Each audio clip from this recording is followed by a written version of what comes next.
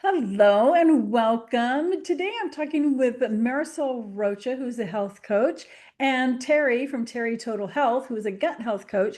And we're going to share with you our recent experience of using a continuous glucose monitor. So, what each of us did, well, Marisol is a coach, a health coach who uses these all the time with her clients.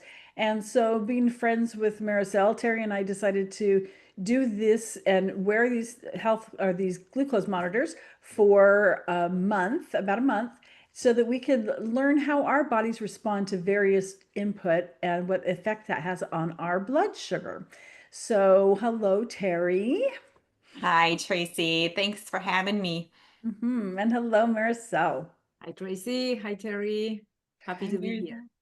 Maricel. So, I kind of mentioned real briefly why I wanted to do this. I was just interested to see how different things affected my blood sugar. What about you, Terry? Absolutely. I know Marisol was always like, Terry, you need to get this to try it out because she knows that I'm a sugar-free warrior, but she really wanted me to do this because I do these sugar-free challenges. And so I'm like, okay, let's do it. And Maricel, you use these all the time. I mean, you use them with your clients, but you've also used them, and you said your husband uses one continuously. So tell us about why for you. Yeah, everything I recommend or suggest my clients, I tried first, so I know how it works. And I tried this, yeah, I would say 2 years ago now. I started with another company called Berry that doesn't exist anymore. And back then, I remember it was hard in the sense that we needed a prescription and things like that. But the reason why I decided to do it is because I'm into the health span extension. And there are four major chronic diseases that reduce that health span. And guess what? The four of them are cancer, diabetes type 2, cardiovascular disease, and cognitive decline, dementia, Parkinson, all of that. And the common denominator for these chronic diseases, guess what? Is the lack of sugar control. So they all have the same root. So I thought, well, if I can optimize metabolic health through controlling sugar, then I'm going to, boom, avoid those chronic diseases. So I did that. I measured the before and after. I rejuvenated 2 years. Oh my gosh, all good. Everything was great after that. So for Terry and I, it was your first time as well, right, Terry? It was. Okay, so it was our first time, but you use a glucose monitor periodically, right? Yes, I started 2 years ago. I did 3 months on a row, and then I start doing intermittently. So it's like tweaking. Sometimes I do it with my clients so that I can insert the biosensor with them so that I can show that it's not a big deal. And I like to learn because, as we age, things change. So it's a challenge to learn, for me to learn that things that spiked me in the past are not, and vice versa. So it's a continuous learning process. hmm Yeah, and Mhm. that's one thing I talk about pretty often. Is like put on your lab coat, put on your science coat, get out of your judge robes and quit judging things. Just gather that information. And this was a real helpful thing to me to start gathering that information.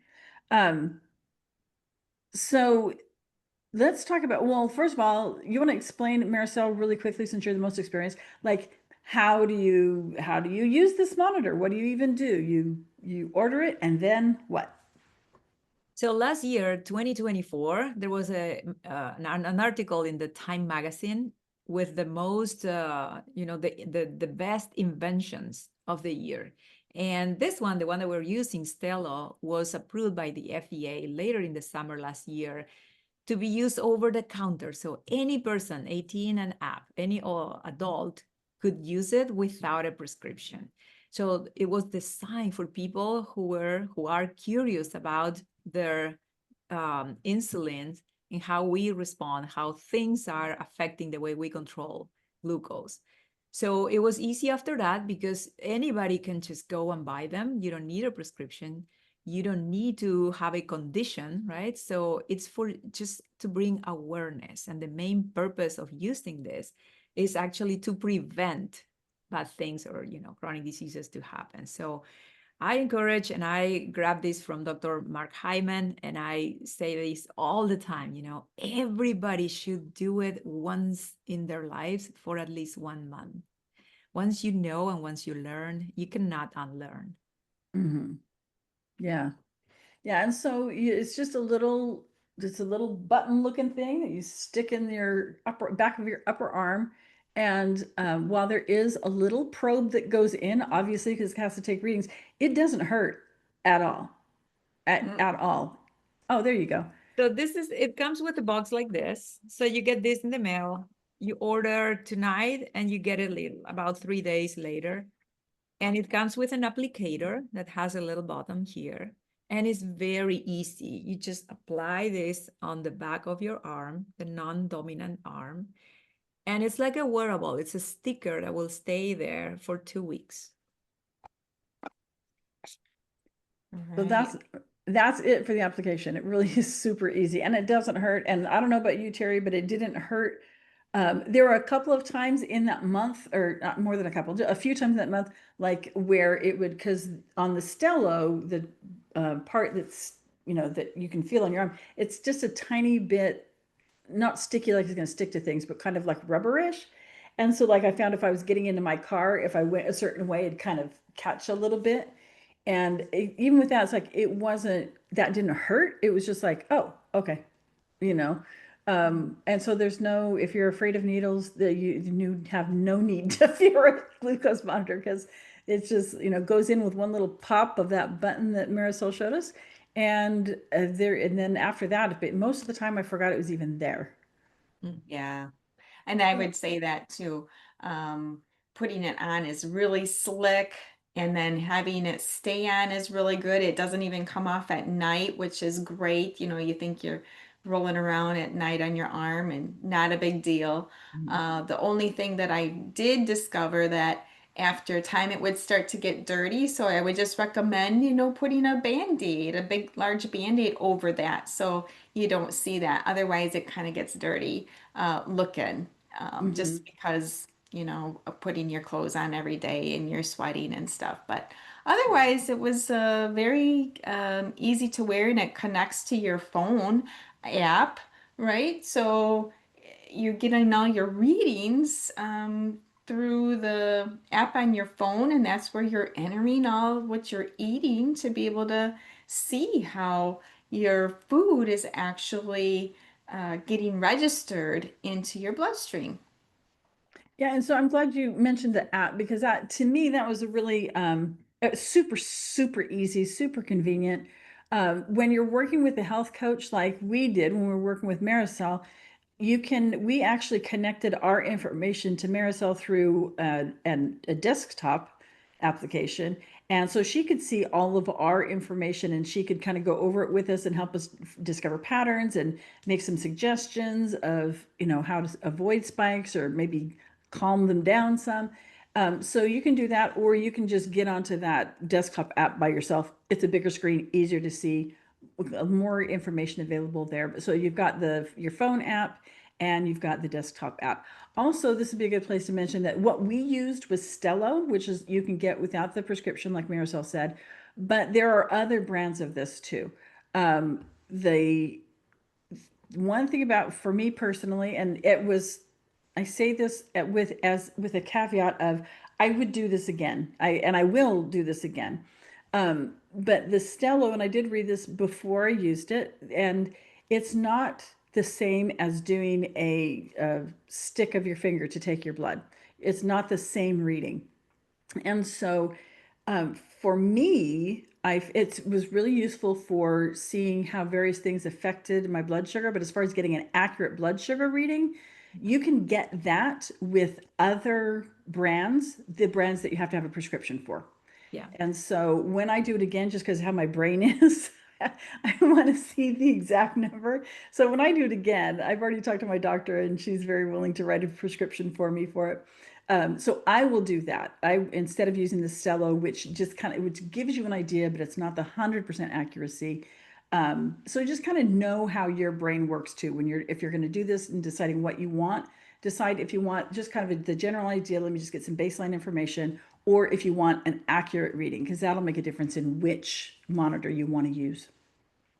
Mhm. Absolutely. That's why we call this a biosensor. This is a screening tool. This is not going to give you accurate numbers compared to the other ones, the continuous glucose monitors. Those are devices a little more sophisticated and yeah, a little more expensive. And yes, they need a prescription. But as you said, if you are really into tracking real numbers, then yeah, get the real one. This one is more like for educational purpose and Mhm. for people who wants to know, like one of my clients, for example, she has polycystic ovary syndrome, and then there are many causes. One is bad regulation of glucose in blood, so she really wanted to know that, and very young person, and she did the biosensor 1 month, and she learned that it was not that.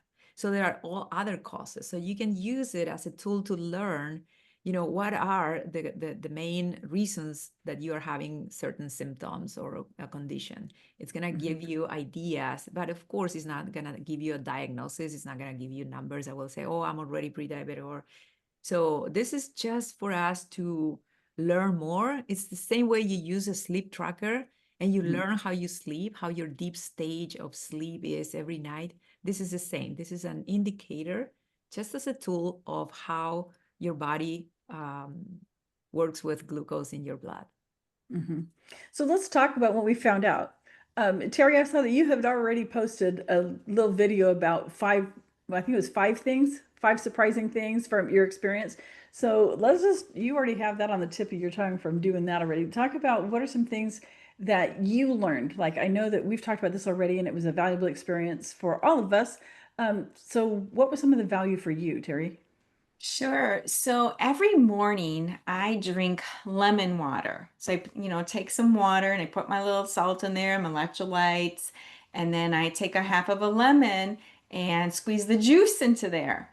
And then I don't like to waste food, so then I put my lemon in my lemon water too. And after I drink my lemon water every morning, I tend to eat the lemon afterwards. And lo and behold, every time I did that, I had an elevation. And I was just like, huh, a lemon, a lemon, which is not very sweet at all, is creating this elevation every time I drank the lemon water and ate the lemon afterwards. So I did an experiment and I stopped eating the lemon right after I drank the lemon water and no elevation.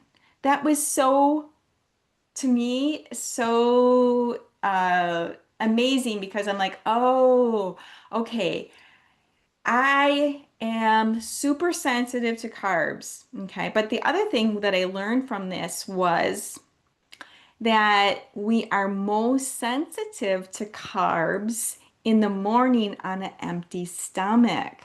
So it totally made me change how I ate the lemon. So I would just put the lemon instead of eating it right away.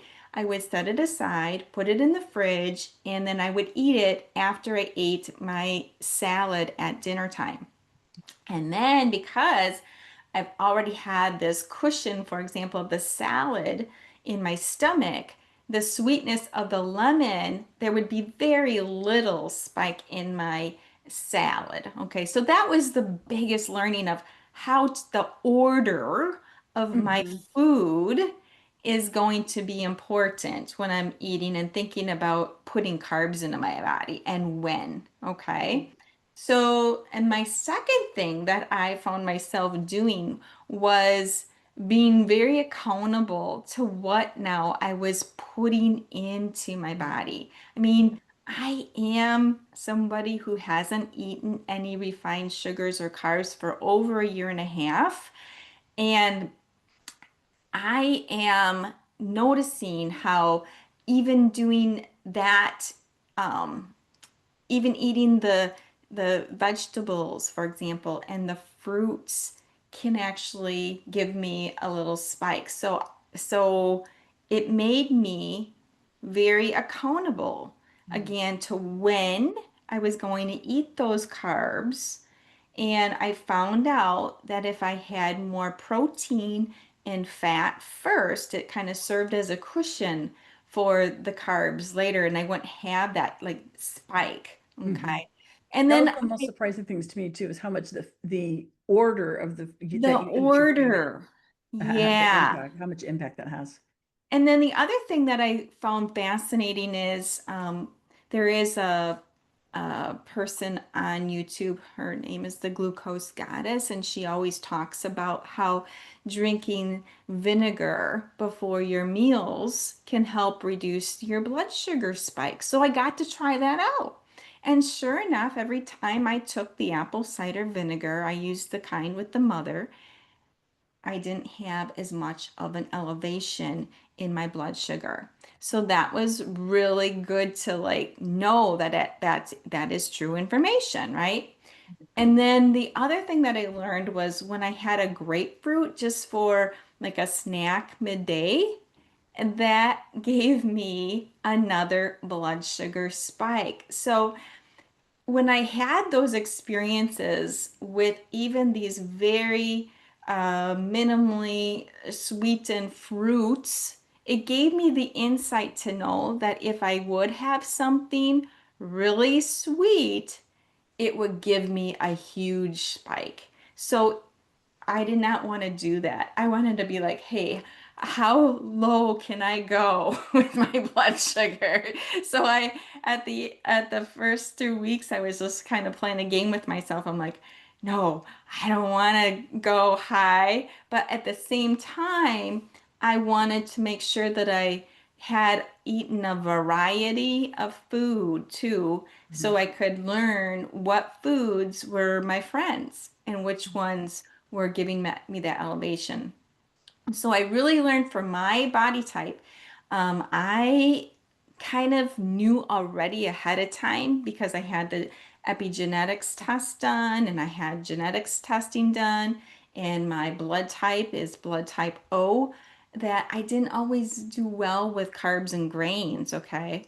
But this gave me like confirmation that, oh, yes, it's very much correlated with those other tests. So for me, I know now that I need to be very careful when I eat any carbs because just a little bit will affect me. So those were just, and then one of the most surprising things that I learned from this was how even a stressful event in your day or night, in my case, it was in the evening, where I got a little tired and I had woken up and I was asked to do something for my husband, and that kind of made me a little bit annoyed and it gave me a blood sugar elevation. I checked the next day and I'm like, huh, look at that.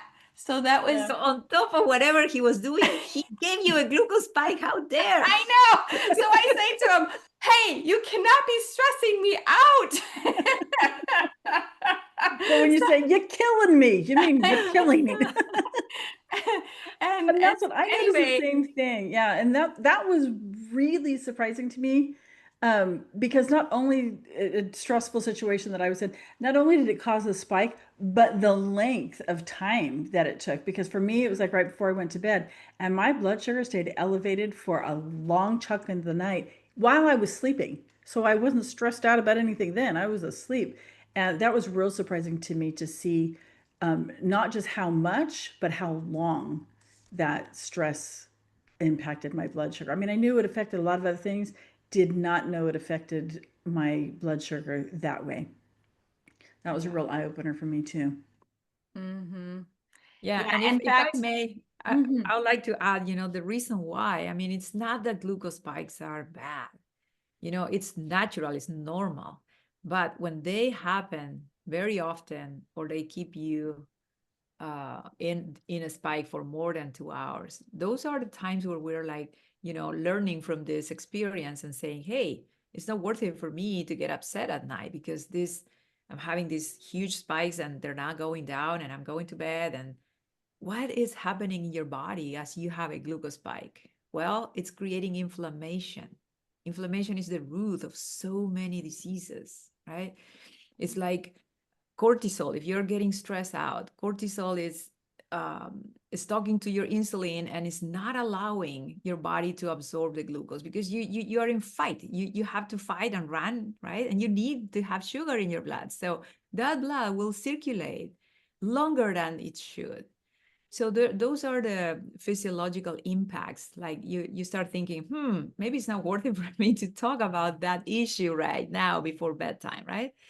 Maybe tomorrow, or prepare yourself in advance, or avoid carbs at night, or have your dinner earlier so that you prevent yourself to have those spikes at night that are gonna basically make really hard if you're trying to lose weight, or if you want to get rid of visceral fat, for example, which is the hardest and is the most important one for metabolic health. That is crucial. That's why we do this, right?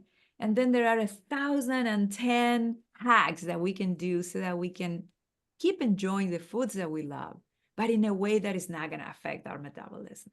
So I guess the bottom line is, no, it's not that you have to stop having ice cream. I'm not going to tell you stop having your favorite breakfast, whatever, right? But you're going to learn how your body responds, and each person is different. Here's the magic part: how to do things in a way that is not going to be harmful. So from now on, you can enjoy the meals, the food you love, but in a way that is healthy for you. Yeah. And that was one of the things I really appreciated about that I love about your approach, Maricel, is that it is so balanced like that. It's not like, no, don't ever eat this again because look what it did this time. It's just it's like, no, figure out what's working for you and the things that you love, find out how it works for you. And it was really interesting to me to do this alongside Terry, who has being a gut health coach and Terry has a lot of food sensitivities. And so she's already done a lot of refining on what she eats. And so it was really interesting to me to do it alongside her. I don't have the only food sensitivity that I'm aware of is kiwi. And that's easy to avoid. But so it was interesting to me to do it alongside somebody who is in a different situation and has already done a lot of refining of what you eat and to see, the results that you had as well. And another thing that was interesting to me was that one thing I talk a lot about, one of the early things early on when I'm coaching somebody, I talk about eating speed. It's like slow down, Oh, yeah. Yeah. slow down. Most people in our society anyway eat too fast. We're very, on the go, food is fuel, tank up and move on. But that, and so I was very aware of how eating speed affected a lot of other things. I didn't realize how much it affected blood sugar because I noticed that, the times when I was eating faster, I was having, even if it was the same kind of food, if I was eating faster, it was having a more, even if it didn't spike, it did increase faster than if I was just eating slow and leisurely and, no stress. And so the eating speed, I didn't realize that. Um, Also, it made me doing this look at some things that, like, I was very surprised, which, Terry and Maricel probably are going to go, well, duh. But when I had white rice, it was like, whoa. I mean, I knew it wasn't the best thing, but I didn't realize it was going to have that much of an impact. And so doing this is kind of like, okay, so what other, white rice is not like my favorite food. It's not like I'm going to go, oh, cannot live my life without eating white rice. What are some alternatives that I can use, that I can look at, that are a lower glycemic load that I will enjoy just as much? Because I'm going to be honest, I am not a person who eats something just because it's healthy. I'm glad when it is, but it's food. It has to be appealing. It has to taste good. And so to look at other options for some things for me, like white rice. I know there are people who adore white rice, and then there'd be some other option for them that they would need to look to. But for me, it's like, okay, so what else instead of white rice? And then just this week, I'm not wearing the monitor right now. I'm done with this series, but I thought, oh, I was having a dish that would be good on rice, and I thought, I'm going to try the cauliflower. That it's not cauliflower rice because it's still cauliflower. It's cauliflower cut into the shape of rice, And so I put it on that instead, and it filled exactly, what the roll of rice would have been. The texture, the everything was there. And so, but cauliflower is much lower glycemic load. And so just it really helped me to be more interested in exploring lower glycemic load foods. So that was Yeah. a really good side thing that I wasn't expecting. One thing that, another good thing is that when we were first doing it, I remember there was something that I don't remember what it was that I ate, but I ate knowing that it would give me a glucose spike because I wanted to see if I could feel the difference because I'm very much into listen to your body, pay attention to your body signals. And when we first did it, it's like I did that, I had a blood sugar spike, I could not tell the difference. I couldn't feel it at all. And I'm like, oh, well, darn it. That would be helpful if I could. But then even after just a month, I could, I mean, it's not like I was sensitive to every little tiny thing, but I could tell, I could feel the difference by then. So even just in a month, it helped me be more sensitive and all it was like, okay, I know this number is going up. Do I feel any differently? What is, so, because I want to be aware of those feelings. And it did help me to get more sensitive. And Marisol and I talked about that a little bit. Marisol, you want to speak to that a little bit and the increasing sensitivity of what it feels like to have a blood sugar spike Yes, when you're not wearing a that's monitor, another so you can hit no.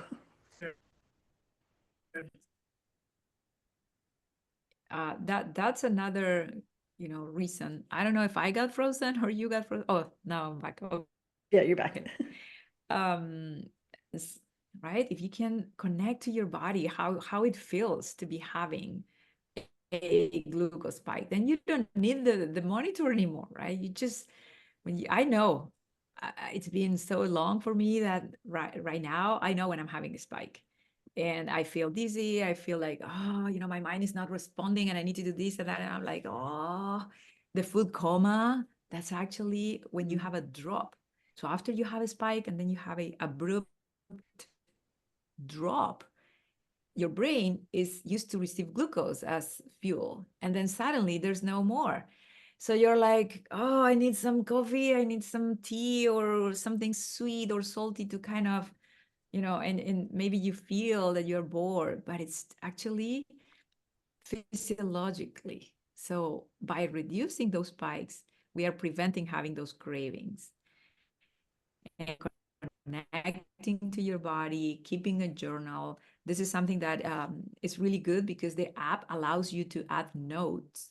So not only you keep track of what you're eating, but the way you're feeling or how you perceive, like, oh, I'm feeling more tired than usual.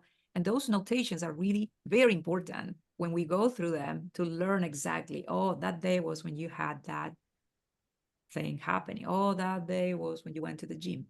And that's how you learn how your body works, by Mm-hmm. connecting the data, by learning and actually feeling the difference. Mm-hmm. One thing I oh, also go did. ahead, Terry. Oh, I was just going to say, I also did that.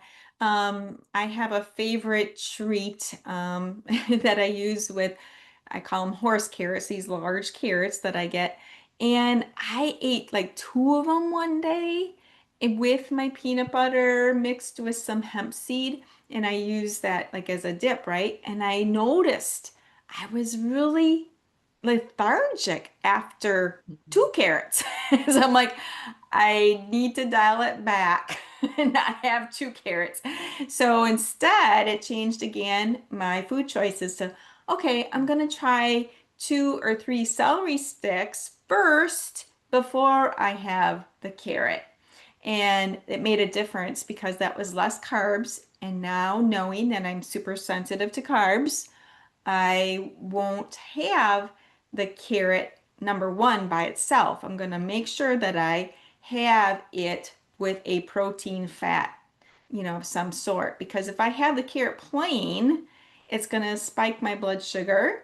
But if I have that fat first, or even a handful of nuts, for example, so it's like it's basically you're cushioning, providing like a little cushion into your stomach for then the rest of the food to come in, and then you won't have that huge spike. So that's what I was just wanting to convey that the tiredness was really what I was feeling after eating even two large carrots. Yeah, so just to know how our body Mhm. responds.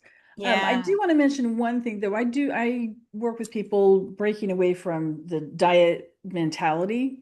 And I did find myself, and I have been, doing this work for years now, and I have um that's not so much of an issue for me anymore. But I did find using this monitor that I had to be real careful because you track what you eat, you enter it in so that you can know what's causing the spikes and things.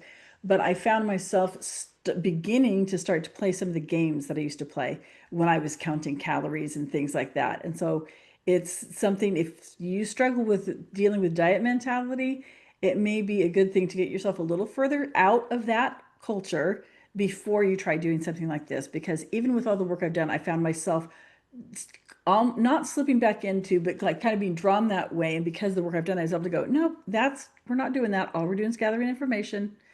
And again, slip back into that scientist lab coat and let that be. So that was just kind of one little warning for anybody who may be struggling and with diet mentality still. So kind of wrap things up. Um, just the overall experience, I think it was very valuable. Like I said, next time that I do it, I will talk to my doctor and get a prescription and get one that actually gives me the accurate reading, because that's just how my brain works, and I'll feel happier about that. Um, but it was really valuable information. And with the things that I learned in this month, I'm now just kind of making some tweaks. Like I said, trying that cauliflower, the riced cauliflower instead of the rice, and making some tweaks like that. Again, when I get to a point where I feel like, okay, now I've made some things, I've got some things, new habits, new ways of thinking into my habits, then I'll do it again to kind of see where I am. So very, very valuable with all the pros and cons. I absolutely will do it again. I think it was a really valuable thing to do. And thank you so much, Maricel, for offering to do this with us. So Terry, you want us to just kind of give us a little brief wrap up of your experience, and then Maricel, we'll let you take us home because you're the expert here. Sure. So one thing I just wanted to say that we didn't touch base on yet was how exercising after you've eaten within 10, 15 minutes was so helpful, because what I noticed when I did that is my monitor would show the decrease in the spike then. If you're eating something, then it would just go down so quickly, which is because your sugar is going into your muscles, and that's where you need it. So that was really super helpful. But overall, I'm really glad and excited that I did the blood glucose monitor for an entire month. You wear the one for 2 weeks, and then you put on the other one for 2 weeks. And it was simple to use. Marisol was great at explaining to us, like, hey, maybe you're just being so, more insulin sensitive in the morning versus, you know, um, having a blood sugar spike later on, like my lemon water example, that I was just more sensitive. So overall, though, great tool to get a lot of insight. Very makes you very accountable to what you're eating, and it's really just an informational kind of a thing to really know exactly how foods are going to affect your blood sugar, as well as the stress component. So can't stress that enough. So So, don't stress, Terry. yeah, right. Because when people have told me in the past, like, oh, I think I got my diabetes from just being really stressed out all the time, I didn't give that as much weight as I do now. Because that can really truly happen. Now I can see how that can really happen, especially if you're someone who's working a high stress job as like a nurse, for example, and you're not getting your sleep well because you're working double shifts sometimes, and then you're not eating well, and then you're stressed out because of your job. I mean, I can see how that can create a diabetic situation, just, having those factors. So, Mhm. really very insightful. Yeah. All right, Okay, Maricel. my last words, I would say, just do it once in your life, experiment, learn. This is a direct, real-time reflection on lifestyle and health right now, right here. So no more excuses, just do it. And if you have any questions, I'm happy to answer. We're all learning. This is new technology that we can use. We don't have to wait. So, let's take advantage of AI and science and all this technology that is available for everybody and use it for prevention, use it for even reversing. We can now know that we can reverse many chronic diseases that are based on lack of glucose control. So my last words will be, I'm not going to tell you, as we have witness here, I'm not going to tell you stop doing whatever, right? My approach is learn, observe. And as I always say, we can only manage what we can measure. So this will help you to manage and train yourself how you want to create your lifestyle around better options, around better sugar control. Mhm. Thank you. And if you want to know more about what I do, you can find me at nourishingbodysoul.com. And Terry, where can we find you? At terrytotalhealth.com, Terry with an I, Terry with an I. Terry Total Health. And Marisol, where can we find you? maricelrocha.com. Super simple. Thank you so much. Thanks again so much, Marisol, for offering and doing this with Terry and I. And thanks for being my partner in crime with this, Terry. Thank you, ladies. It's been awesome. I loved it. Thanks.